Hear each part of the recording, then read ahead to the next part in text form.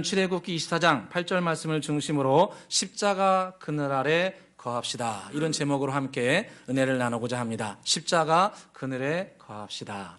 오늘 말씀은 구약 성경에 나와 있는 대표적인 언약이라고 할 수 있는 이 시내산 언약이 맺어지는 과정을 말씀하고 있습니다. 구약에는 많은 언약이 기록되어 있습니다. 우리가 아는 것처럼 노아 언약이 있고 또 아브라함 언약도 있고 또 다윗 언약도 있습니다. 그래서 이것은 개인과 여호와 하나님께서 맺은 언약이라고 할 수 있습니다. 그런데 시내산 언약은 그 개인과 맺은 언약하고 좀 틀립니다.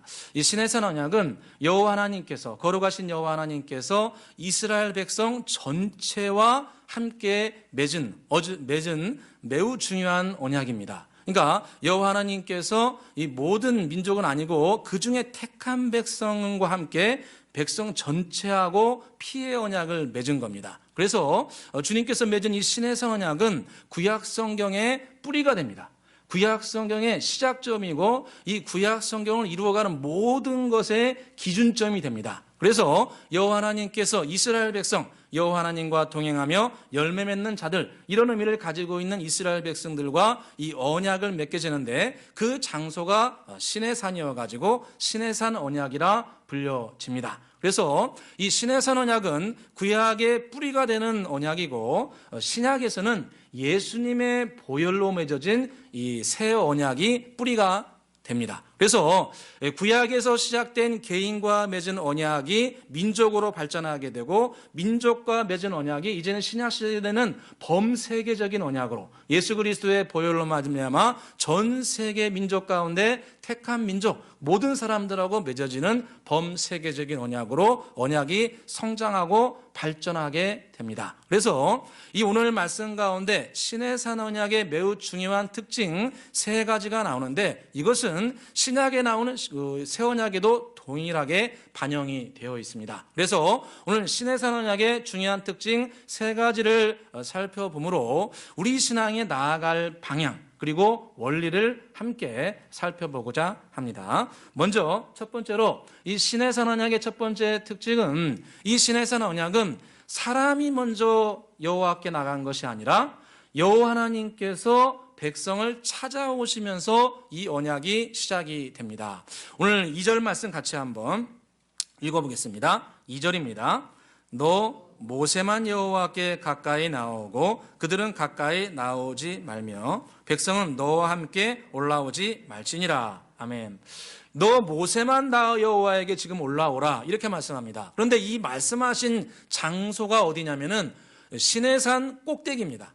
시내산 꼭대기에서 주님께서 모세에게 너 모세만 나에게 올라오고 나답과 아비후 제사장 그룹들 그리고 일부 70명 그들은 중턱에서 나 여호와를 보면서 경외하라 이렇게 말씀합니다. 이 말씀하신 장소가 어디라고요?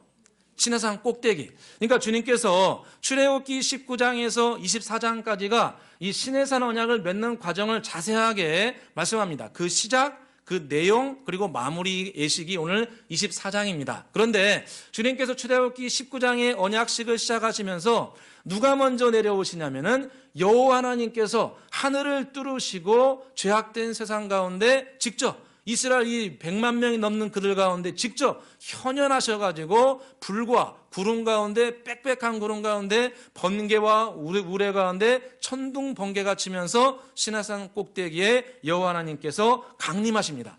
강림하시면서 이 시내산 언약이 시작이 된 거예요. 그래서 출애굽기 19장 20절에 보니까 처음 시작할 때 모습입니다. 여호와께서 시내산 곧 그 산 꼭대기에 강림하시고 모세를 그리로 부르시더라 이렇게 말씀합니다. 그러니까 시내산 꼭대기에 흑암과 불과 이 우레와 번개 가운데 주님께서 강림하시면서 모세를 올라오라고 하시고 이스라엘 백성들과 언약을 맺기 시작하는 겁니다.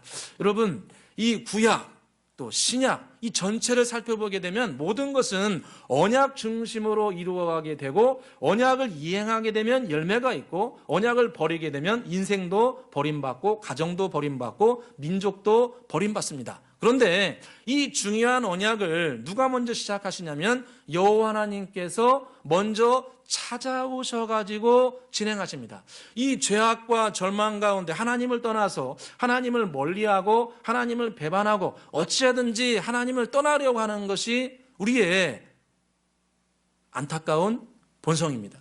우리는 그런 죄의 생명체의 그 DNA가 어찌 보면 예수님 믿으면서도 우리 가운데 그 내재되어 있다고 할 수 있습니다. 죄 가운데 죄의 DNA가 역사하고 있는데 여호와 하나님께서 그래도 그들을 불쌍히 여기셔가지고 죄를 짓는다 할지라도 주님께서 먼저 찾아오심으로 말미암아 이런 신의 산 언약 또 새 언약을 주님께서 맺어가시는 것을 볼 수 있습니다. 대표적으로 아담과 하와가 선악과를 따먹었을 때도 동일합니다. 아담과 하와가 주님께서 절대로 선악과를 따먹지 말라, 선악과를 따먹는 날은 네가 정령이 죽게 될 것이라 주님께서 엄하게 경고하였음에도 불구하고 선악과를 따먹죠.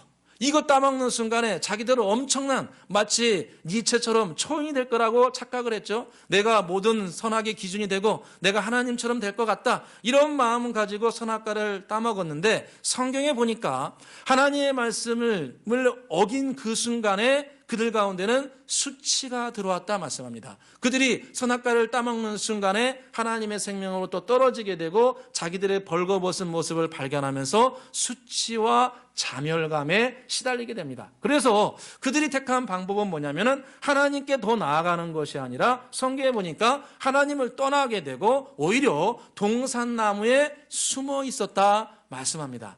우리가 죄를 짓게 되면 죄책감, 또 나에게 대한 불신, 또 하나님에 대한 그 뭔가 모르는 불평, 불만. 신기하게도 우리 사람은 죄를 지은 다음에 자신을 돌아보며 회개하기보다는 그런 사건과 상황, 그것에 대한 정당성을 부여하고 오히려 그것을 만든 여호와 하나님에 대해서 불평, 불만을 쏟아내려는 그런 내재된 마음이 우리 가운데 자리 잡고 있습니다. 그래서 동상나무에 숨어가지고 가만히 거기에서 이 늪 가운데 빠져 있죠. 죄의 늪 가운데 빠져 있습니다. 사람은 죄를 짓게 되면 그런 게 있는 것 같습니다. 뭐 잠수 탄다 그러죠.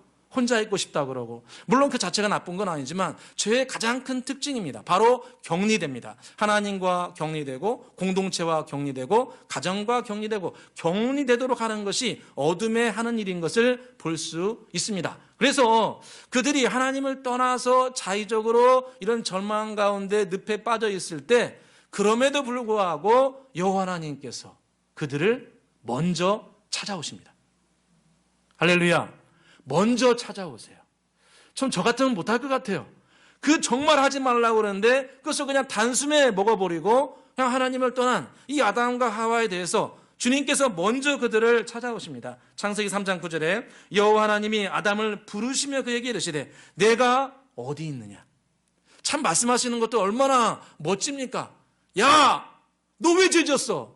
이렇게 막 정죄하는 것이 아니고 아담아, 네가 지금 어디 있느냐? 어디 있느냐? 그 늪에 더 이상 빠져있지 말고 나에게 다시 올라와라. 그렇게 말씀하시는 것 같아요. 아담아, 너희가 어디 있느냐? 내게로 다시 나오라. 오늘 주님께서 신의 산 언약을 맺으면서 그들은 여전히 불평과 불만과 마라의 쓴물에서 불평하고, 이제는 조금 있으면 만나 매출하기 없다고 불평하고, 길이 조금 안 좋으면 그것 때문에 불평하고, 이런 것에 그 완전 침체되어 있는 그런 이스라엘 백성들에 대해서 그럼에도 불구하고 주님은 먼저 찾아오셔가지고 나하고 언약을 맺자, 나하고 생명 공동체를 이루어 가자. 할렐루야. 이것이 주님께서 우리에게 향하신 아름답고 복된 사랑입니다. 사도 베드로도 마찬가지죠. 주님께서 부인하라고 말씀하신 것도 아니에요. 근데 본인이 먼저 나는 절대로 주님을 부인하지 않겠습니다, 호언장담했건만 사람들이 너 예수 믿는 사람이지? 너 네 액센트를 보니까 너 갈릴리 출신인 것 같아. 네 사투리가 갈릴리인 걸 보여주고 있어. 이런 말하니까 사도 베드로가 나는 그런 사람 아닌데요. 이 억양을 바꿔가지고 예수님을 3번씩이나 부인합니다. 자기가 입으로 호언장담했는데 3번씩이나 예수님을 부인한 그 모습을 보면서 사도 베드로는 어디로 도망갑니까? 성경에 보니까 자기 고향 땅으로 도망갑니다. 똑같습니다. 아담과 하와처럼 사도 베드로도 도망갑니다. 동산나무에 숨듯이 또 갈릴리 바닷가로 도망갑니다. 그런데 누가 먼저 찾아가십니까? 예수님이 먼저 찾아가십니다. 먼저 손길을 펼치십니다. 바요나 시몬아, 네가 나를 사랑하느냐? 참 목소리는 부드러운데 무서운 말씀 아닙니까?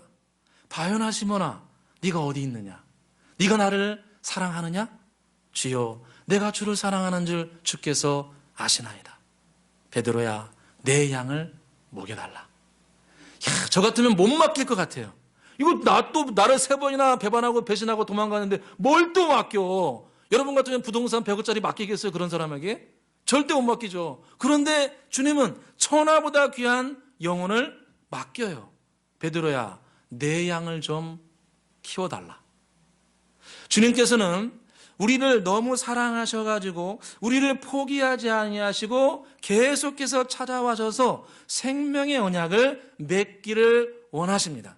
주님께서 우리에게 향하신 사랑을 시편 말씀에는 인자하심이라고 많이 표현합니다. 인자하심. 이게 어려운 말씀이 아닙니다. 그냥 언약적 사랑입니다. 언약적 사랑. 그러니까 문서로 이루어진 사랑을 인자하심이라고 합니다. 그러니까 주님께서 우리를 사랑하시는 것은 마치 부모와 자녀들처럼 언약으로 맺어진 사랑이에요. 그래서 주님께서 우리를 사랑하시는 것은 정말 부모님 사랑보다 더 깊고 넓습니다. 그 인자하심이 영원하다고 성경에 말씀합니다. 시편 117편 2절에 우리에게 향하신 여호와의 인자하심이 크시고 여호와의 진실하심이 영원함이로다.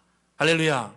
여호와 하나님의 인자하심이 무궁하시고 여호와의 진실하심이 영원하다. 주님께서 저와 여러분에게 대한 사랑은 끊이지 않습니다. 다시 또 돌아와라. 다시 또 돌아와라. 그 늪에 빠지지 말고 다시 나의 손길을 잡으라. 여러분, 주님이 우리에게 지금도 말씀하십니다. 우리는 각자의 상황을 다 할 수 없습니다. 그러나 주님은 우리를 포기하지 아니하시고 지금도 당신의 생명의 손길을 저와 여러분에게 펼치시고 계십니다. 그 손길을 잡으시기를 주의 이름으로 축원합니다. 있을 때 잡아야 됩니다. 부르실 때 잡아야 됩니다. 바요나 시몬아, 내가 나를 사랑하느냐? 아담아, 어디 있느냐? 주님께서 물으시고 인도하실 때 저와 여러분이 그 손길을 꼭 잡으시고 회복하시기를 주의 이름으로 축원합니다. 시편 73편 28절에 하나님을 가까이함이 내게 복이라. 여호와 하나님의 사랑의 손길을 저와 여러분이 가까이 받아들여서 우리의 심령이 회복되고 주님과 진실한 생명 공동체로 세워짐으로 영혼이 잘된 같이 범사가 잘되고 강건하시길 주의 이름으로 축원합니다. 두 번째로 시내산 언약의 특징은 뭐냐면 이 언약의 특징은 이 마지막 목표점이 어디냐면은 여호와 하나님의 말씀을 지키는 것을 목표로 하고 있습니다. 무엇을 지키는 걸 목표로 한다고요? 여호와 하나님의 말씀을 지키는 것을 목표로 합니다. 출애굽기 19장에서 24장까지 이 시내산양을 쭉 진행을 하는데 그 중간에 있는 사람이 누구였냐면은 모세였습니다. 모세가 여호와 하나님과 이스라엘 백성 이 중간에 있어가지고 모세가 이 시내산을 많이 올라갑니다. 올라갔다가 내려갔다 올라갔다 몇 번을 하는데 올라가서 여호와 하나님의 율법의 말씀을 듣고 적어서 그것을 이스라엘 백성들에게 전해줍니다. 몇 차례 그렇게 하는데 그 몇 차례의 과정 가운데 이스라엘 백성들이 반복적으로 하는 말이 있습니다. 여호와 하나님께서 구름기둥 불기둥 그 흑암 가운데 벼락치면서 임하시는 걸 보고 굉장히 두려워했습니다. 이스라엘 백성들이. 여러분 우리 가끔가다 시골에 보면은 벼락칠 때 엄청나게 무서울 때가 있잖아요.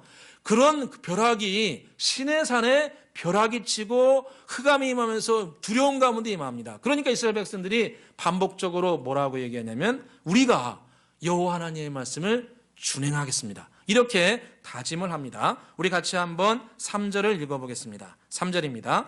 모세가 와서 여호와의 모든 말씀과 그의 모든 율례를 백성에게 전하매 그들이 한 소리로 응답하여 이르되 여호와께서 말씀하신 모든 것을 우리가 준행하리이다. 아멘.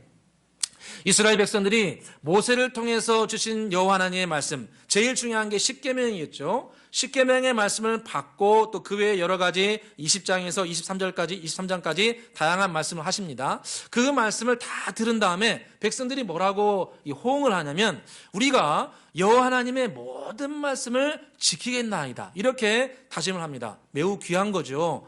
신앙의 가장 큰 목적은 하나님의 말씀을 따르고 순종하는 건데 순종하겠다고 온 백성이 결단한 겁니다. 한 번만 한 것이 아니라 오늘 7절에 보시면 나중에 율법서를 써가지고 이렇게 낭독을 하는데 그 낭독한 걸 다 들은 다음에 또 백성들이 뭐라고 얘기하냐면 우리가 주의 말씀을 지키기로 합니다. 이렇게 또 말합니다. 7절을 같이 한번 읽어보겠습니다. 7절입니다.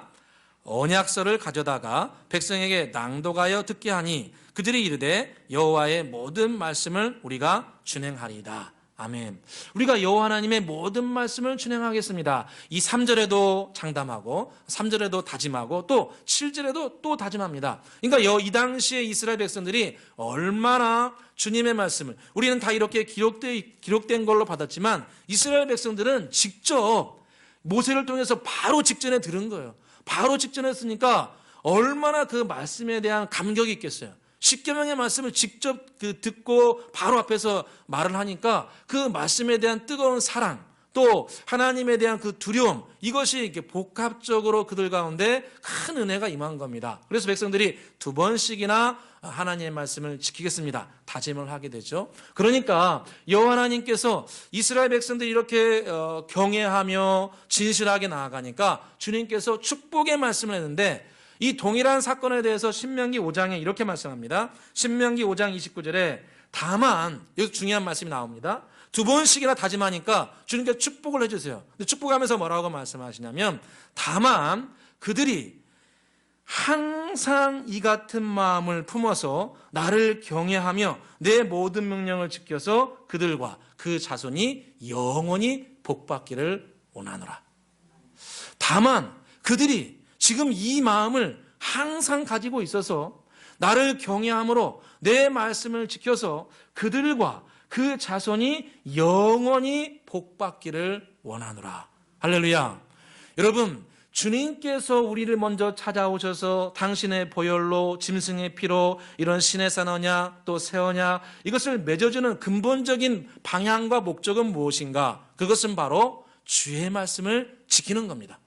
구약에서는 십계명을 지키는 것이고 신약에서는 내가 너희를 사랑한 같이 너희도 서로 사랑하라.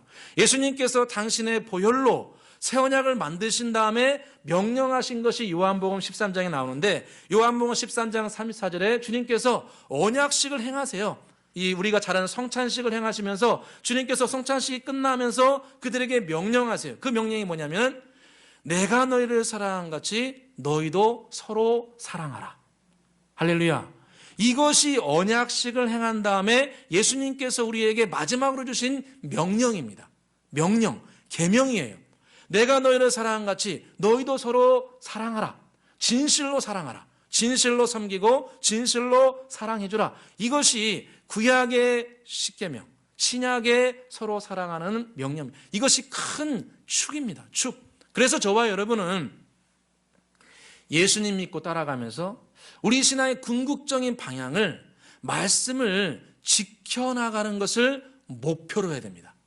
그들이 항상 이런 마음을 품어서 나를 경외함으로 내 모든 계명을 지켜서 그들과 그들의 후손이 영원히 복받기를 원하노라.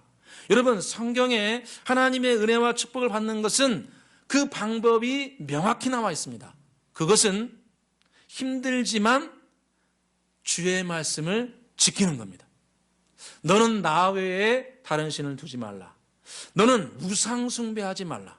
너는 내 이름을 망령되이 일컫지 말라. 내 안식일을 기억하여 거룩하게 지키라. 내 부모를 공경하라. 살인하지 말라. 간음하지 말라. 내 이웃에게 거짓 증거하지 말라. 내 이웃의 것을 탐내지 말라. 이 십계명의 말씀들 하나하나 마음속에 깊이 생기면서 그 말씀을 온전하게 지키고 비록 내가 온전하게 사랑할 수 없지만 예수 그리스도의 사랑, 보혈연을 붙들고 주님께 더 가까이 나아감으로 주의 말씀대로 사랑하고 섬기려는 그런 진지한 마음을 가지는 것이 성경에서는 축복을 받는 비결이라는 겁니다. 그래서 로마서 2장 13절에 주님께서 이렇게 우리에게 가르치십니다. 하나님 앞에서는 율법을 듣는 자가 의인이 아니요 오직 율법을 행하는 자라야 의롭다 하심을 얻으리라. 이렇게 말씀합니다. 하나님의 말씀을 듣는 자가 의로운 것이 아니고 하나님의 말씀을 듣고 소화하여서 우리의 실제 생활 가운데 그 말씀을 지키는 자들이 의로운 자더라. 아니 목사님 우리 다 의로운 자 아닙니까? 예수님으로 의로운 자 아닙니까? 맞습니다. 우리는 다 예수님 안에서 의로운 자예요. 근데 야고보서에 뭐라고 말씀하십니까? 행함과 믿음이 함께 갈 때 주님께서 우리를 크게 인정하신다 말씀합니다. 여러분 믿음과 행함은 별개의 존재가 아닙니다. 믿음과 행함은 함께 병행하고 동전의 앞뒷면처럼 서로를 도와주고 세워주게 되어 있습니다. 우리가 예수 그리스도를 온전히 믿고 예수 그리스도의 보혈로 잠기게 되고 예수님을 온전히 의지하며 생명길을 성령을 의지하면 반드시 주님은 우리에게 주의 말씀을 지킬 수 있는 은혜를 저와 여러분에게 부어주실 줄로 믿습니다. 저도 이렇게 목회자하고 또 말씀을 또 많이 읽고 또 많이 생각도 해보고 나름대로 질문도 해보고 이런 과정을 좀 많이 할 수밖에 없습니다. 그런데 참 저도 목회자하면서 항상 좀 두렵고 떨리는 거는 말씀을 많이 아는 게 중요한 게 아닙니다. 말씀을 지키는 것이 중요합니다. 말씀대로 행하는 거예요. 주님께서 말씀하신 것처럼 그들이 항상 이 마음을 품어서 나를 경외함으로 내 말을 지켜서 그들과 그 자손이 영원히 복받기를 원하노라. 저와 여러분이 축복받고 열매를 맺는 것은 사건과 상황 가운데 내 감정을 따라가지 아니하고 주의 말씀을 따라가는 겁니다. 저와 여러분이 이런 복된 자리에 서시길 주의 이름으로 축원합니다. 마지막 세 번째로 신해산 언약의 세 번째 특징은 바로 피를 기반으로 이루어진다는 겁니다. 오늘 우리가 살펴본 것처럼 이 신해산 언약은 짐승을 잡아서 그 피를 담아서 피를 뿌림으로 언약이 맺어지게 됩니다. 끝나게 됩니다. 맨 마지막에 이루어지는 건 뭐냐면 이 소를 잡아가지고 그 소로 번제와 화목제를 드리는데 그 과정에서 피를 다 받아냅니다. 이 짐승의 피를 받아가지고 반절은 여호와 하나님의 제단에 뿌리게 되고 반절은 이렇게 우슬초 같은 거에 묻혀가지고 백성들에게 이 피를 뿌립니다. 백성들에게 피를 뿌려요. 이게 놀라운 과정입니다. 이 막대한 양의 피를 갖다가 아마 대표자들만 세웠겠죠. 12지파의 대표자들이라든가 이들을 하나님 앞에 세워가지고 보혈을 그 짐승의 피를 그들 가운데 뿌려줍니다. 우리 같이 한번 8절을 읽어보도록 하겠습니다. 8절입니다. 읽겠습니다.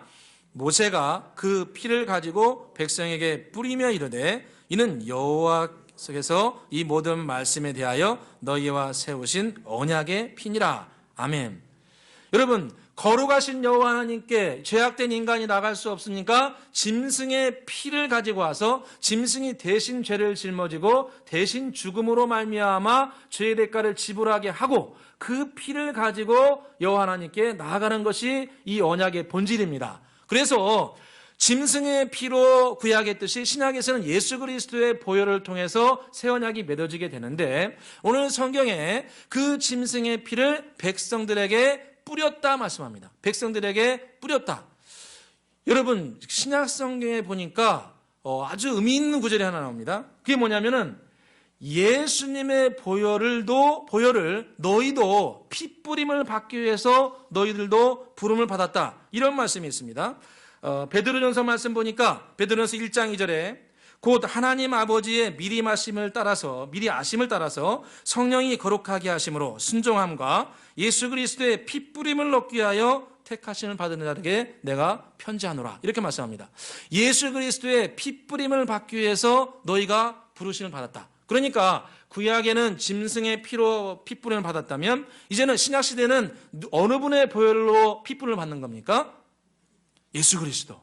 예수 그리스도의 보혈이 우리 가운데 피 뿌림을 임하게 하기 위해서 우리가 부르심을 받았다는 겁니다. 여러분, 구약 성경에 짐승의 피를 이렇게 뿌렸는데 구체적으로 어디에 뿌렸는가 성경에 나와 있습니다. 그 백성들에게 피를 뿌렸는데 이 피를 어디에 뿌렸는가를 성경에 가르쳐주고 있어요. 레위기 8장 23절에 보니까 이 제사장들이 위임식을 할 때 그때도 짐승을 잡아가지고 짐승을 뿌립니다. 피를 뿌리는데 8장 23절에 보니까 모세가 짐승을 잡고 그 피를 가져다가 아론의 오른쪽 귓부리와 그의 오른쪽 엄지 손가락과 그의 오른쪽 엄지 발가락에 발랐더라, 이렇게 말씀합니다. 그러니까 제사장이 위임식을 하는데, 우리도 위임식 했지 않습니까? 위임식을 하는데 구약 백성들은 하루만 한 것이 아니라 일주일을 합니다. 일주일 동안 제사를 드리는데 제사를 드리면서 오늘 똑같이 합니다. 짐승을 잡아가지고 그 피를 갖다가 제사장들에게 발랐어요. 근데 어디에 발랐습니까? 오른쪽 귓부리 여기에 바르고, 또 오른손 어디에 바릅니까? 엄지손가락에. 또 오른발에 바르죠. 오른발 어디에 바릅니까? 엄지발가락. 거기에 짐승의 피를 발라요. 이거 좀 무섭다 그런 생각이 들 수 있는데 그렇게 실제로 했다는 거예요. 여러분, 짐승의 피를 오른 귀, 오른 손, 오른 발에 발랐어요. 우리가 잘 해석을 해야 됩니다. 여러분, 같은 귀가 듣는데 많이 듣는 귀가 있어요. 같이 힘을 쓰는데 많이 쓰는 손이 있어요. 많이 가긴 하는데 주로 가는 곳이 있어요. 그래서 성경에 오른손은 상징적인 의미를 가지고 있습니다.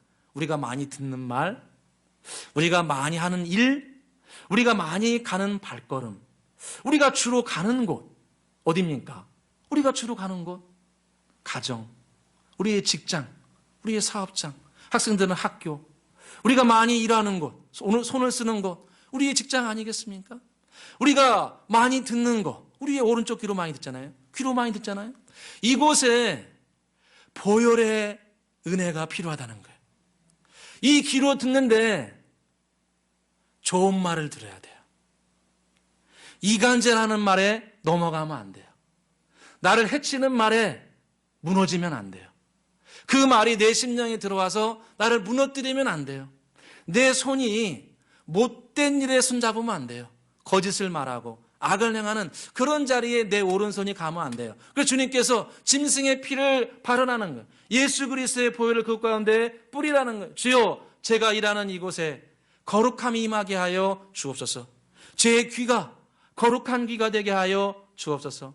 제 입술이 거룩한 입술 되게 하여 주옵소서. 사람들을 이간질시키고 분리하고 험담하는 그런 입술 되지 않고 정결한 입이 될 수 있도록 주여 저에게 보혈의 은혜를 부어 주시옵소서.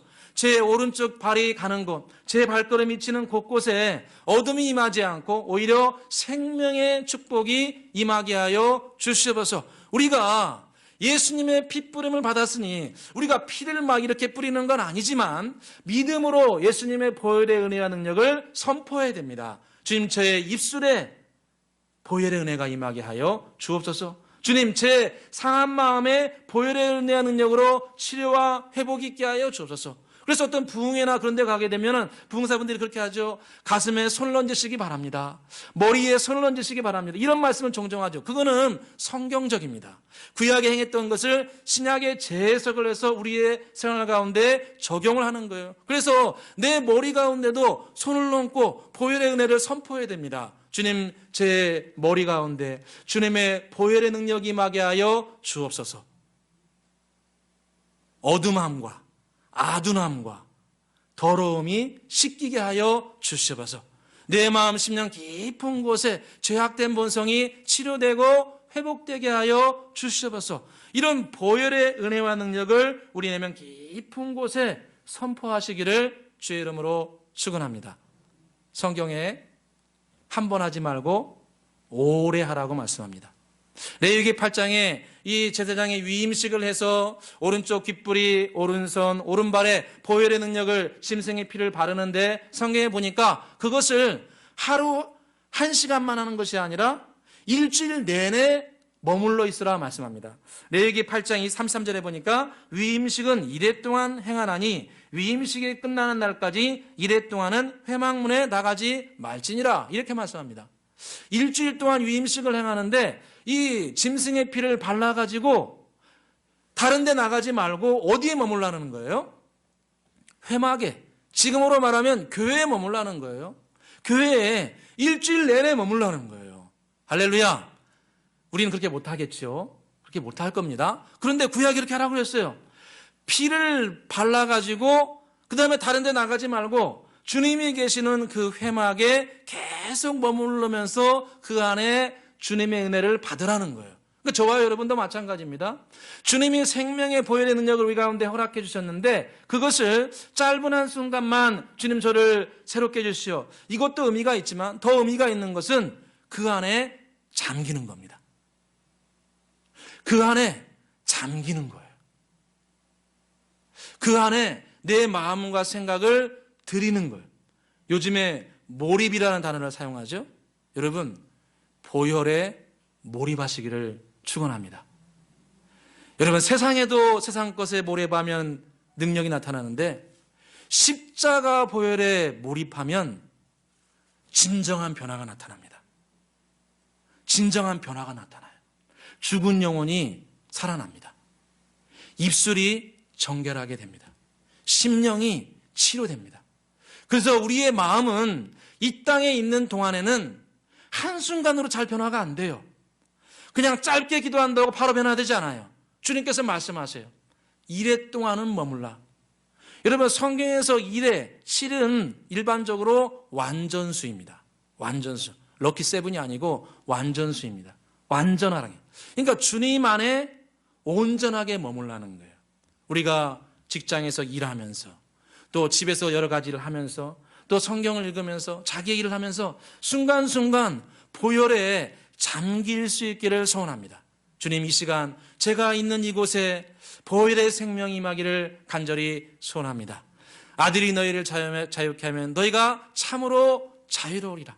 내가 곧 길이요 진리요 생명이라 말씀하셨는데 이 시간 제가 있는 곳에 생명이 임하기를 간절히 소원합니다. 이런 마음을 가지고 이래 동안 주님에 잠기게 되면 반드시 주님은 저와 여러분에게 얼굴을 피게 해주실 겁니다. 반드시 변화의 물결을 터주실 줄로 믿습니다. 오늘 우리가 세 가지를 배웠습니다. 주님께서 우리에게 언약을 맺으신 것은 우리가 먼저 찾아간 것이 아니고 주님께서 우리를 먼저 찾아오신 것이고, 율법을 통해서 언약을 맺은 다음에 주님께서 원하시는 것은 여호와의 말씀을 온전하게 지키는 것이고, 그것이 우리의 힘으로 되지 않기 때문에 이래 동안 머물듯이 보혈의 능력 가운데 머물라 말씀합니다. 저와 여러분 한 주간 사순절 기간 주님의 십자가 그늘 아래 머무는 시간 되시기를 주의 이름으로 축원합니다. 기도하겠습니다. 사랑과 은혜가 풍성하신 아버지 하나님, 오늘 신하신 언약과 예수님의 새 언약의 특징을 통하여 우리의 신앙의 교훈을 배웁니다. 우리가 죄를 짓고 연약하고 부족한다 할지라도 끝까지 포기하지 않고 먼저 찾아와신 주님께 감사와 영광을 올려드립니다. 아담아, 내가 어디 있느냐? 바요나 시몬아, 내가 나를 사랑하느냐? 먼저 찾아와 주시고 먼저 우리를 붙드신 주님 감사드립니다. 주님의 부르심에 응답하여 우리도 먼저 주님께 나아가고 먼저 용서하는 자리에 설 수 있도록 도와주시옵소서. 주님이 세우신 언약의 궁극적인 목표는 말씀을 지키는 것임을 배웁니다. 우리가 비록 완벽하게 지키지는 못한다 할지라도 하루하루 살아가면서 우리 자신을 되돌아보고 회개하며 주님의 보혈을 더 의지하고 성령의 충만함 받아 말씀을 지키는 자리에 서게 하여 주옵소서. 보혈의 능력을 우리는 믿습니다. 우리의 귀에, 우리의 눈에, 우리의 입술에, 우리의 심령에 보혈의 권능이 충만하게 임하여서 죄를 사함받고 상처가 치료받고 새 희망과 꿈을 회복케 하여 주시옵소서. 보혈의 핏부림의 은혜와 능력이 우리의 가정과 직장과 사업장에 한 주간도 풍성하게 임하기를 소원하며 예수 그리스도의 이름으로 기도드리옵나이다. 아멘.